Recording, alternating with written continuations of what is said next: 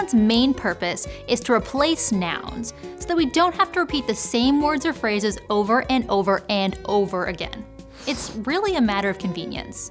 Imagine if you had to say, "Did you tell Archibald that Archibald's mother is looking for Archibald?"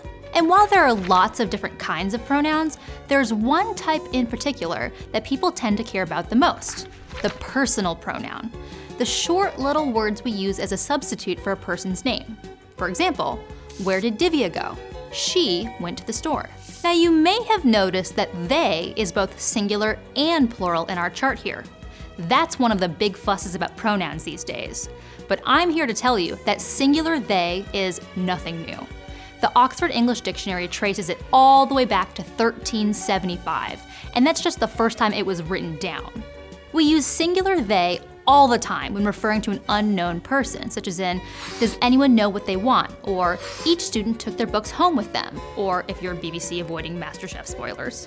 However, we know that language does change over time, and today, singular they can also refer to a known person who chooses it as their self-identified pronoun. They was even chosen to be the American Dialect Society's Word of the Year in 2015. But that's just scratching the personal pronoun surface. I'm Dr. Erica Brozovsky, my personal pronouns are she, her, and this is Otherwords.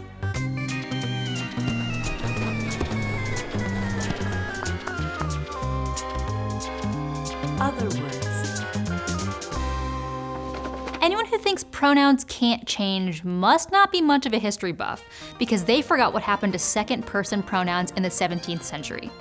During the early modern period, English had 4 different second-person pronouns: thou, thee, ye, and you, which Shakespeare took full advantage of.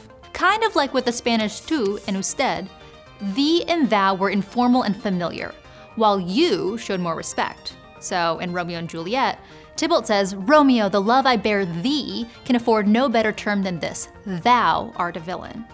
While in Richard II, York addresses the king, "Oh, my liege, pardon me if you please." But in the 17th century, thee and thou fell out of fashion and were replaced with the catch-all pronoun you. Of course there was a fuss. People are wary of change. One guy in particular, George Fox, the founder of Quakerism, wrote a full-on book in 1660 calling everyone who used singular you a fool and an idiot. And who's a fool now, buddy? I think it's you. While nowadays you can refer to one or more people, some regions do tend to distinguish between singular you and a different plural.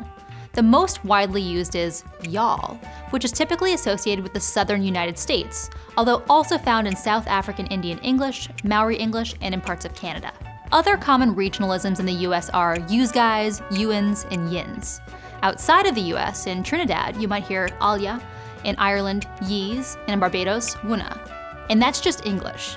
Many other world languages differentiate not only between singular and plural you, but also between familiar and respectful versions of you. And some cultures just drop their pronouns a lot of the time because the information is built into the verbs in the sentence. When people think of personal pronouns, especially when referring to themselves, they tend to think of gender. They is the most common gender-neutral pronoun, but there are even more, which is where neopronouns come in. Third-person pronouns beyond he, she, or they, which may be used regardless of gender expression, like Z, which dates back to at least 1864, and here from the early 20th century, both of which are in fact entries in the Oxford English Dictionary. People have various reasons for choosing the pronouns that they do, and as members of society, it's our job to respect that. Gender aside, personal pronouns are an interesting bunch. Take the word we, for example. 2 little letters, but a whole variety of usages, like the royal we, or people saying, "We're pregnant." We can be used to claim group identity. Your favorite team does well? Yeah, we made the playoffs. But if it didn't go so well, they lost. If I say, "We should hang out," I mean you and me. If I'm telling you a story about my weekend and I say, "We went scuba diving," the we doesn't include you. If your waiter says, "How are we doing today?" they really just mean you. Sometimes we is used to deflect responsibility. We don't think it's a good fit, but really I'm the hiring manager who isn't feeling it. Pronouns are tiny words, but they say a lot more than you'd think.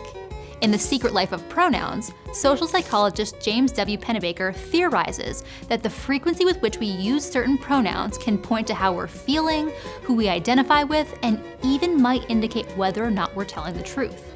He also found an interesting pronoun power dynamic. People in positions of authority tend to use we and you at higher rates than their subordinates.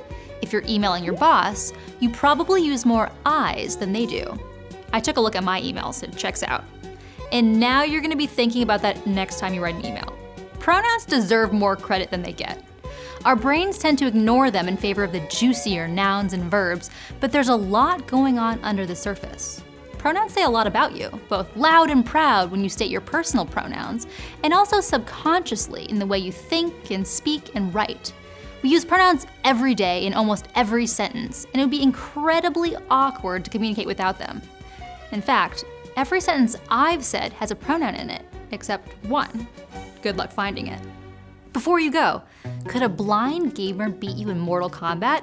Have you ever heard of a gay rodeo? And why are these guys putting underwear on goats? Subcultured, a brand new documentary series from PBS, answers those questions and so many more, exploring lesser-known communities and folks that have had a major impact on the mainstream.